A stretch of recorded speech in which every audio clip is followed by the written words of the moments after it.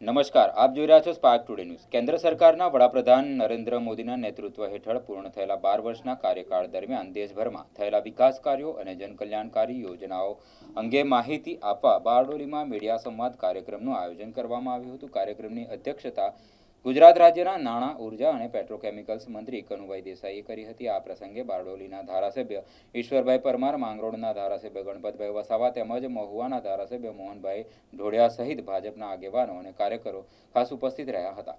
મંત્રી કનુભાઈ દેસાઈએ જણાવ્યું હતું કે વડાપ્રધાન નરેન્દ્ર મોદીના 12 વર્ષના કાર્યકાળ દરમિયાન દેશના વિકાસ, સુશાસન અને જનકલ્યાણ માટે ઐતિહાસિક નિર્ણયો લેવામાં આવ્યા છે. દેશને વર્ષ 2047 સુધીમાં વિકસિત ભારત બનાવવા માટેની સંકલ્પ લેવામાં આવ્યો છે. તે દિશામાં સતત કામગીરી થઈ રહી છે તેમ તેમણે જણાવ્યું હતું.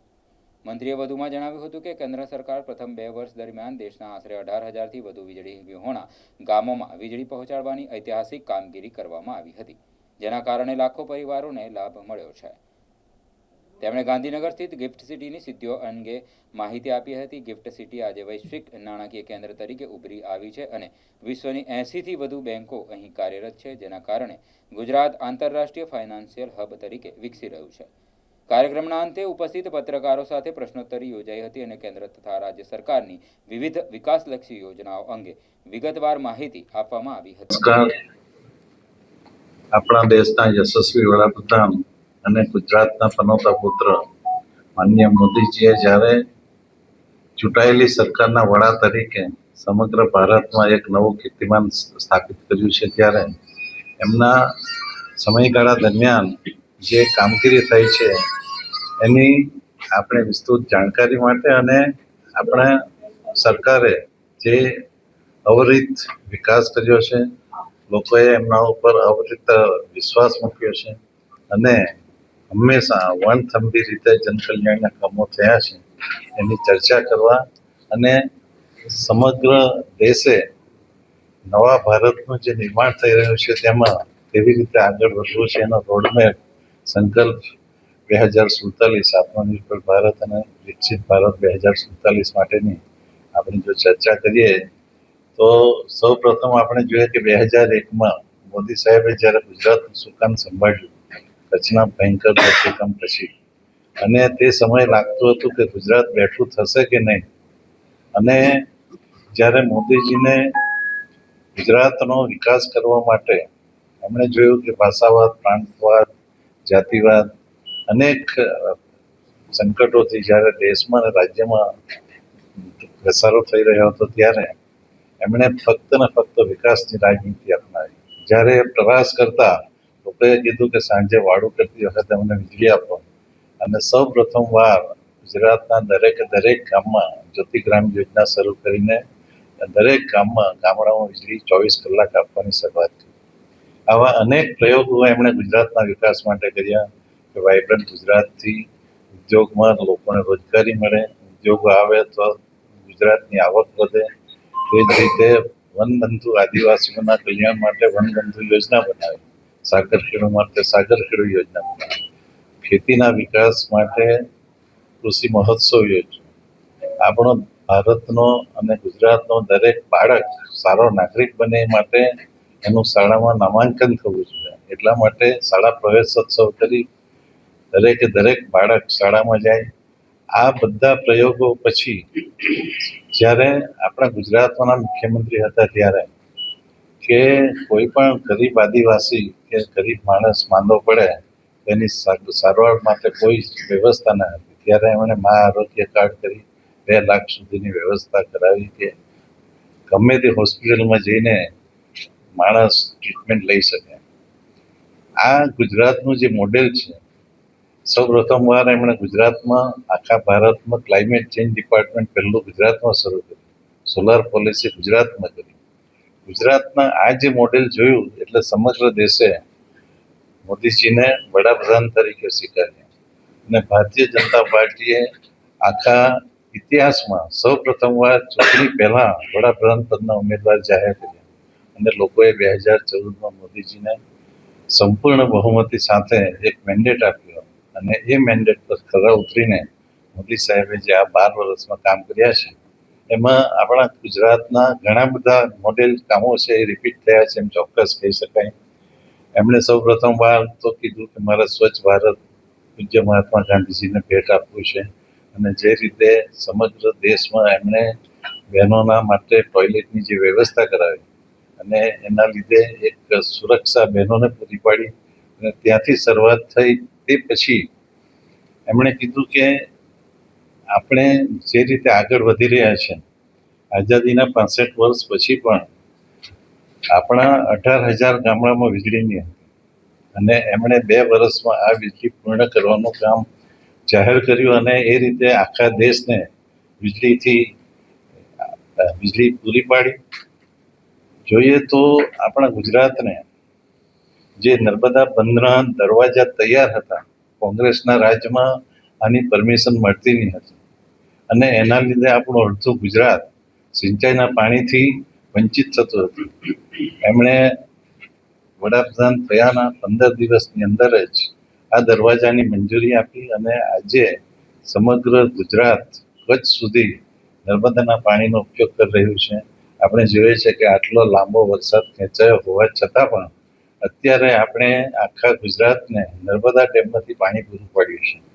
આવી જે યોજનાઓ આપણા ગુજરાતને ઘણી બધી હાનિકારક હતી, એનો અમલ એમણે તરત શરૂ કરાવ્યો. ખાસ કરીને આપણે જોઈએ તો અમદાવાદ,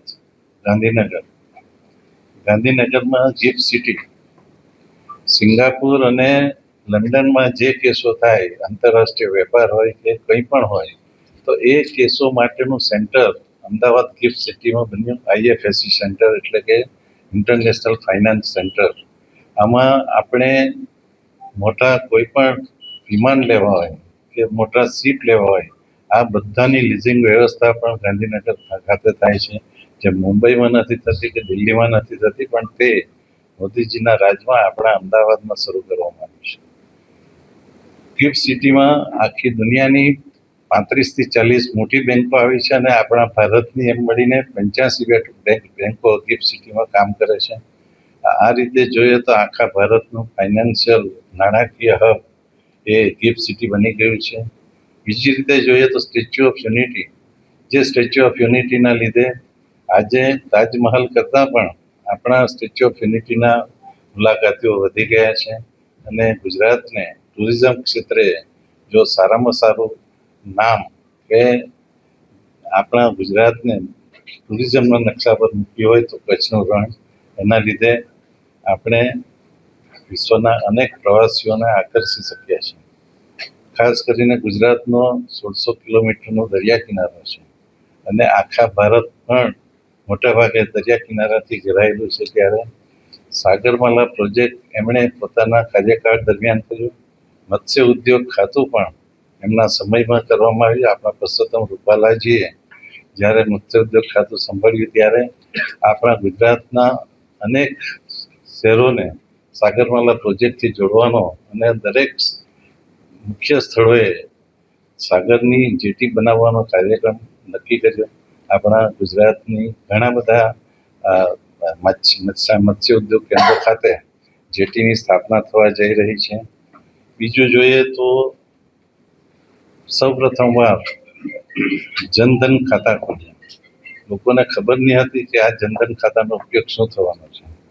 એ જનધન ખાતામાં સૌથી વધુ સંખ્યા હશે તો મહિલાઓની હતી, પરંતુ જ્યારે આપણે સૌ જાણીએ છીએ, તમે તો પત્રકાર મિત્રો છો, કે એવું કહેવાતું કે દિલ્હીથી 1 રૂપિયા આવે તો અહીંયા 15 રૂપિયા 15 પૈસા પહોંચતા હતા, પરંતુ હવે ડીબીટી માધ્યમથી એમણે જે દરેક યોજનાઓના કિસાન સન્માન નિધિ હોય કે વિધવા સહાય હોય કે કોઈ પણ સહાય હોય, સરકારી સહાયના દરેક નાણાં આપણે ડીબીટીથી આપીએ છીએ, એટલે વચ્ચેથી કોઈ પણ એક પૈસો પણ ઓછો થવાની શક્યતા નથી.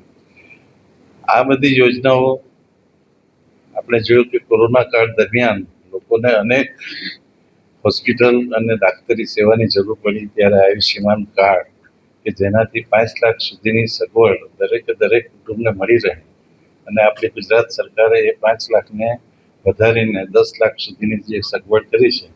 આ આખી દુનિયાની સૌથી મોટી ડાક્ટરી સેવાની સર્વિસ છે, યોજના છે, એમ ચોક્કસ કહી શકાય. આપણે જોયું કે કોરોના કાળ દરમિયાન જે કોરોનાની રસી લોકોને ખબર જ નહીં હતી કે આ રોગ શેનો છે ને કેવી રીતે થાય છે. એની રસી આપણે સૌ પ્રથમવાર ભારતમાં બની અને આપણા ભારત દેશે આપણા લોકોને તો 2 ડોઝ ફ્રીમાં આપ્યા જ, પરંતુ 120 દેશોને પણ એની સહાય કરી. એ રીતે વિશ્વમાં પણ ભારતનું એક નામ મોદીજીએ જે ઊંચું કર્યું, આખા વિશ્વમાં ભારતનો જે અવાજ છે કે ભારત શું કહે છે એમ હવે કહેવામાં આવે છે. આપણે જોયું કે પાકિસ્તાન સાથે પણ કોઈ પણ આપણા દેશ ઉપર ઓપરેશન સિંદૂર વખતે કે પહેલગામનો જે આપણે એમને જવાબ આપ્યો, આખી દુનિયાએ જોયું કે ભારત પાસે શું છે. આપણા જે શસ્ત્રો છે, લડાયક શસ્ત્રો છે, બ્રહ્મોસ મિસાઇલ છે, આ મિસાઇલની બનાવવાની શરૂઆત આપણા ભારતમાં થઈ. એ પહેલાં આપણે બધા શસ્ત્રો વિદેશથી મંગાવતા હતા અને આપણા બજેટનો ઘણો બધો ભાગ એ શસ્ત્રોની આયાત કરવામાં જતો. હવે આપણો દેશ શસ્ત્રોની નિકાસ કરતો થયો છે. આ ડિફેન્સ કોરિડોર જે મોદી સાહેબે આખા ઉત્તર પ્રદેશમાં બનાવ્યો, એના લીધે આપણા ભારતથી શસ્ત્રોની નિકાસ થાય છે. આપણું વિદેશી ઉદ્યામણ બચ્યું છે ને, આત્મનિર્ભર ભારત જે મોદી સાહેબનું એક સૂત્ર છે, સાકાર થઈ રહ્યું છે. હમણાં જ મોદી સાહેબની વિઝિટ ગઈ ત્યારે સુરત ખાતે પણ આપણા લશ્કરની ટેન્ક બને છે, એલએનટી કંપનીએ બનાવ્યા છે. આવા આપણા દેશમાં જે કંઈ પણ પોટેન્શિયલ છે, એટલે કે આપણે તાઇવાન, ચાઇના સેમિકન્ડક્ટર બનાવ્યા છે. સેમિકન્ડક્ટર એટલે કોઈ પણ કાર હોય, ટીવી હોય, દરેક વસ્તુમાં આ કંડક્ટર વપરાય છે. આખા ભારતમાં આ સેમિકન્ડક્ટર બનતા નહીં હતા. માઇક્રોન જે વિશ્વની સૌથી મોટી કંપની છે, એને સાણંદ ખાતે લાવીને સાણંદમાં સેમિકન્ડક્ટરનું ઉત્પાદન શરૂ થઈ ગયું છે. ભારતમાં સૌ પ્રથમ સેમિકન્ડક્ટર આપણા સાણંદ ખાતે બન્યું છે અને બીજી 7 કંપની આપણા ગુજરાતમાં આવીને એનું ઉત્પાદન શરૂ કરવા જઈ રહી છે. આ બધી યોજનાઓના લીધે આપણે જોયું કે એક સર્વે અનુસાર 25 કરોડ લોકો ગરીબીમાંથી ઊંચા આવ્યા છે. લોકોના જીવન ધોરણમાં સુધારો થયો છે અને એ સુધારાની અસર આપણે જોઈ શકીએ